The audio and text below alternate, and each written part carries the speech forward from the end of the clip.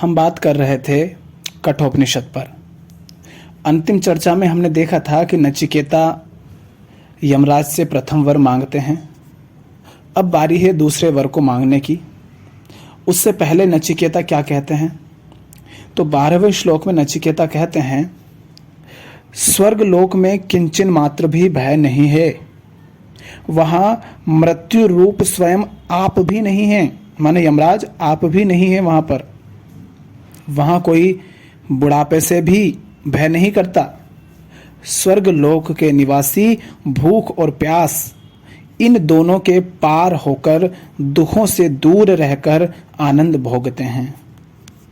यहाँ पर नचिकेता स्वर्ग का वर्णन कर रहे हैं। अब चूंकि नचिकेता ने स्वर्ग देखा तो है नहीं, तो कहीं सुना होगा कि ऐसा स्वर्ग के बारे में कहा जाता है। अब आगे वो चूंकि उनको यही है जो दूसरे वर के रूप में उन्हें मांगना है, तो अभी वो वर्णन कर रहे हैं कि ऐसा ऐसा कुछ होता है स्वर्ग। तो नचिकेता क्या कह रहे हैं? स्वर्ग लोक में किंचन मात्र भी भय नहीं है। यहाँ पर ये जो स्वर्ग लोक है, इसका अर्थ ये नहीं है कि आसमान में कहीं कोई लोक है जिसे स्वर्ग लोक कहते हैं। इसका अर्थ अच्छे से समझ लीजिए। स्वर्ग और नरक आसमान की चीज नहीं है, ये आपकी ही चेतना की अलग अवस्था है। वह व्यक्ति जिसका मन संसार में लिप्त है, भोग में लिप्त है, पदार्थों में लिप्त है, काम क्रोध लोभ मोह ईर्ष्या भय इन सारी वृत्तियों से लिप्त है, इनके चलाए ही चलता है, वह मन जो अशांत है, चेतना की उस अवस्था को ही नरक कहते हैं। जो व्यर्थ के पीछे दौड़ते रहते हैं, जो उसके पीछे दौड़ते रहते हैं, जो नश्वर है और उसी पर अपना सारा जीवन बर्बाद कर देते हैं, वो नरक में जी रहे हैं। और जहाँ मन शांत है, मनुष्य स्वार्थ लोलुप नहीं है, जहाँ आपस में संबंध प्रेम पर आधारित हैं, ऐसा जीवन ही स्वर्ग है। जहाँ हर जीव जंतु के प्रति अहिंसा का भाव है, जहाँ मनुष्य काम क्रोध लोभ भय मोह ईर्ष्या इन सारी वृत्तियों के द्वारा संचालित नहीं हो रहा है, ऐसा हर मनुष्य स्वर्ग में ही है। जो सुख के पीछे नहीं भागता है, इसीलिए उसके जीवन में दुख भी नहीं है, या यूं कहो कि वो सुख और दुख से ऊपर उठ गया है। वो सब उसके लिए अब इतने महत्वपूर्ण नहीं रहे, इसलिए वो आनंद में है।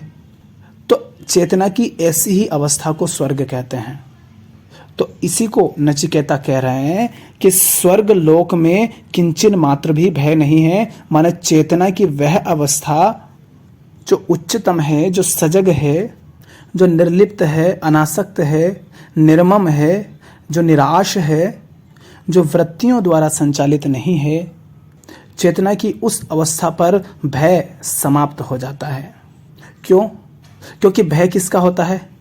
कुछ होता है हमारे पास जिसको हमने पकड़ रखा है, उसी के छिन जाने का, मिट जाने का, टूट जाने का ही तो हमें भय होता है। और जो निर्लिप्त है, जो अनासक्त है, उसको भय कैसे होगा? क्योंकि उसने कुछ पकड़ के रखा ही नहीं, उसे किसी से मोह ही नहीं है, तो उसे भय किस बात का? तो जब स्वर्ग कहा जाए तो चेतना की ही उच्चतम अवस्था को स्वर्ग जानिए। और आगे क्या कहा? वहां मृत्यु रूप स्वयं आप भी नहीं है। यमराज जी से क्या कह रहे हैं नचिकेता कि आप भी नहीं है वहां पर। इसका अर्थ क्या हुआ?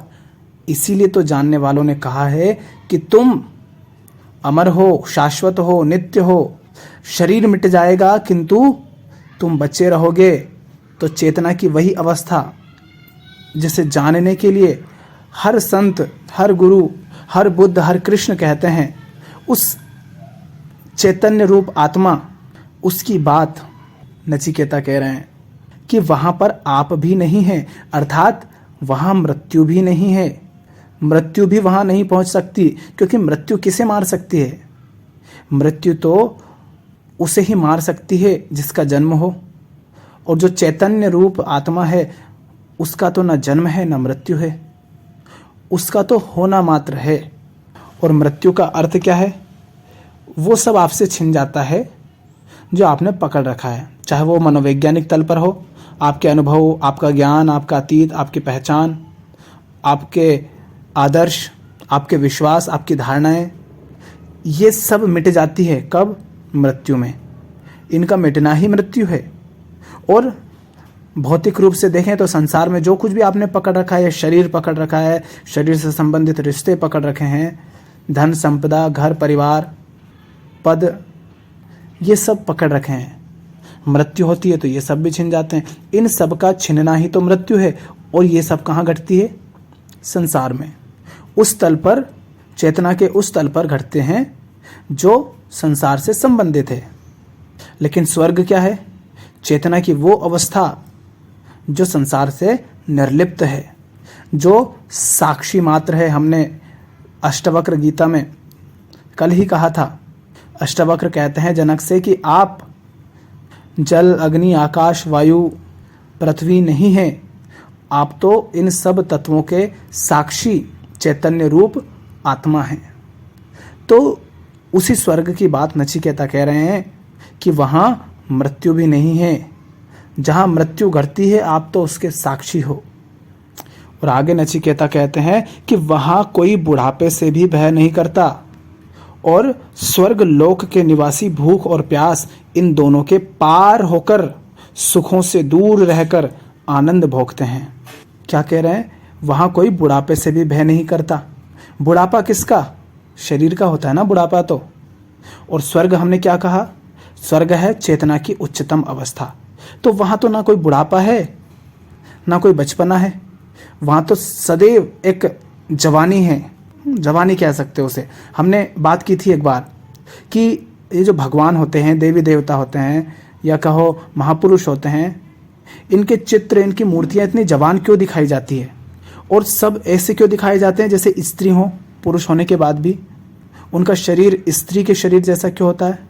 तो हमने बात की थी कि वो जो मूर्ति है वो शरीर का नहीं बल्कि उनकी चेतना का प्रतीक है।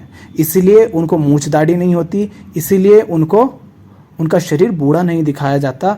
ऐसा नहीं कि वो बूढ़े नहीं हुए होंगे, बूढ़े तो हुए होंगे, लेकिन चूंकि वो जो मूर्ति है वो उनकी चेतना का प्रतीक है कि चेतना कभी भी बूढ़ी नहीं होती, चेतना सदैव जवान होती है। उसी की चमक उनके चेहरे पर दिखाई जाती है मूर्ति के रूप में। और जो जवान है अभी तो वो अपनी जवानी में है, उसको मूंछ दाढ़ी नहीं आई है। जहाँ मूंछ दाढ़ी आती है उससे पहले की जो अवस्था है उसकी मूर्तियाँ बनाई गई हैं और वो चेतना के प्रतीक के रूप में बनाई जाती हैं। और वही यहाँ पर नचिकेता कह रहे हैं कि वहाँ पर स्वर्ग में बुढ़ापे से भी भय नहीं करता कोई, क्योंकि बुढ़ापा वहाँ आता ही नहीं। चेतना का कैसा बुढ़ापा? बल्कि चेतना तो देखो ना, जैसे जैसे समय बीतता जाता है चेतना तो और ज़्यादा निखार पाती जाती है। शरीर बूढ़ा होता जाता है और चेतना और ज़्यादा जवान होती जाती है। अभी कम समझते हो, धीरे धीरे और ज़्यादा स्पष्टता आएगी और ज़्यादा समझ आएगी तो चेतना तो जवान हो रही है। यही तो नचिकेता कह रहे हैं। और फिर क्या कह रहे हैं कि स्वर्ग लोक के निवासी भूख और प्यास इन दोनों के पार होकर दुखों से दूर रहकर आनंद भोगते हैं। भूख और प्यास यहाँ द्वैत का प्रतीक मान सकते हो आप, कि जो स्वर्ग लोक में निवास करता है माने चेतना के तल पर जीता है, वो भूख प्यास से ऊपर उठ जाता है। और जहाँ भूख प्यास है माने द्वैत है, वहीं पर दुख है, तो सुख और दुख का खेल भी वहीं चलता है। तो वो भूख प्यास से ऊपर उठ गया माने द्वैत से ऊपर उठ गया, तो वहाँ पर फिर ये जो सुख दुख का खेल है वो भी खत्म हो जाता है। और वहाँ क्या रहता है फिर? आनंद। आनंद का मतलब ये नहीं होता है कि दुख नहीं है। आनंद का मतलब होता है ना तो सुख है ना ही दुख है, सुख और दुख दोनों से ऊपर। तो चेतना की जो अवस्था है उच्चतम, जिसे स्वर्ग कहा गया है, उस अवस्था पर न तो सुख है न दुख है, अर्थात वहाँ पर द्वैत का खेल समाप्त हो जाता है। उस स्थिति में वहाँ सदैव आनंद रहता है। इसका अर्थ ये मत समझ लेना कि बाहर कुछ नहीं होगा, बाहर तो सब कुछ चलेगा वैसे ही जैसे चलता था दुनिया में, लेकिन वहाँ उस स्वर्ग में वहाँ आनंद होगा। तो ये वर्णन है किसका? स्वर्ग का। और स्वर्ग क्या है? चेतना की उच्चतम अवस्था। क्या कहा था नचिकेता ने कि स्वर्ग लोक में किंचन मात्र भी भय नहीं है, वहां मृत्यु रूप स्वयं आप भी नहीं है, वहां कोई बुढ़ापे से भी भय नहीं करता। स्वर्ग लोक के निवासी भूख और प्यास इन दोनों के पार होकर दुखों से दूर रहकर आनंद भोगते हैं। तो इस तरह नचिकेता स्वर्ग का वर्णन करते हैं और फिर आगे वो अपना दूसरा वर मांगते हैं। नचिकेता कहते हैं कि हे मृत्युदेव, आप स्वर्ग के साधनभूत अग्नि को जानते हैं, सो मुझ श्रद्धालु के प्रति उसका वर्णन कीजिए, जिसके द्वारा स्वर्ग को प्राप्त हुए पुरुष अमृत तत्व प्राप्त करते हैं। दूसरे वर में मैं यही मांगता हूं। ये दूसरा वर है जो नचिकेता मांग रहे हैं। तो नचिकेता क्या कह रहे हैं?